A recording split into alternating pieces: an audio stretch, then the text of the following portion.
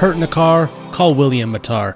What's up, everyone? Welcome to another episode of the Strength Classroom. Today, this is going to be my dynamic effort lower body workout. And as you just saw there on the screen, 15-minute timed block of box squats. And you just basically do as many reps as you can. Today, I set a goal. I'm only going to do sets of 3. That gives me a good combination of speed, so bar speed, a good combination of low rest periods, and it's muscular endurance and lactic acid, and the form's going to remain tight throughout the whole time. So I'm getting 3 crisp reps every single set. And as you see there, I'm just speeding up the rest, or else I try to rest maybe 30 seconds.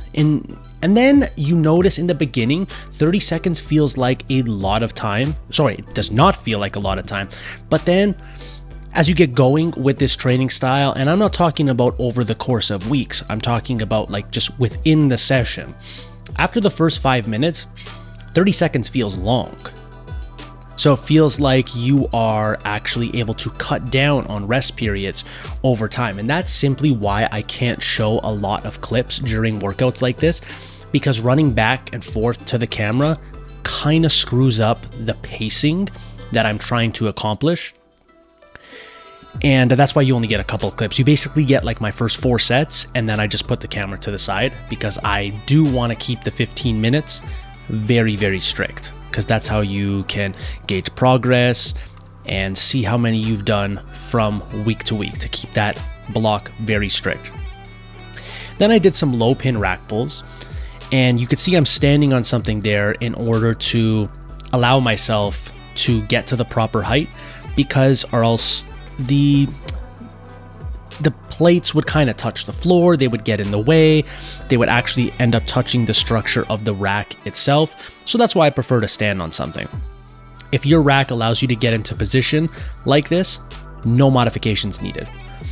I explained why this exercise is a great exercise to build up deadlift strength in a separate video. Go check that out. Top 3 deadlift assistance movements. Right here, I'm doing a cluster set, which I've been doing a lot of recently. It's basically 3 sets of 2 with about 20 to 30 seconds of rest in between each. And I did 2 of those. So I did sets of 6 and a sets of 6, so 12 reps altogether. It's a very good method for building up your conditioning, a tiny bit of muscular endurance, and strength all at the same time. Then Cossack squats.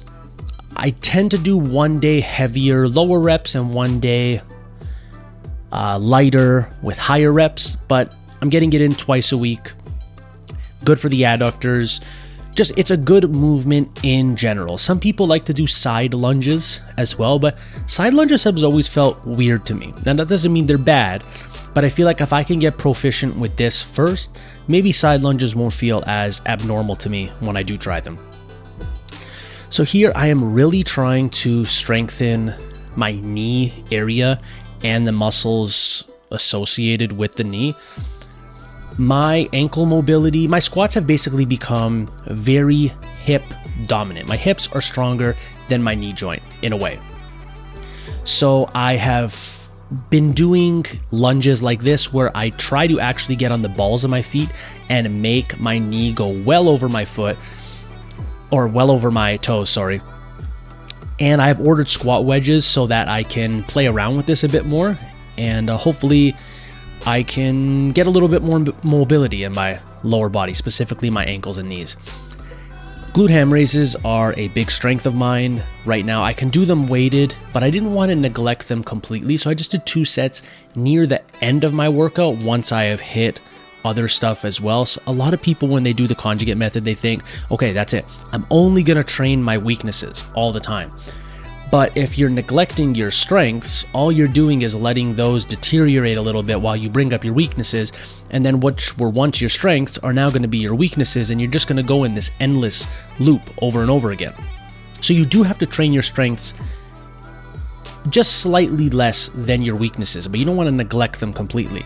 And this is a variation of side bends. I like doing them with the barbell a lot more because the weight doesn't get in the way. The barbell's very thin. And that's all there is for today. Have a great day.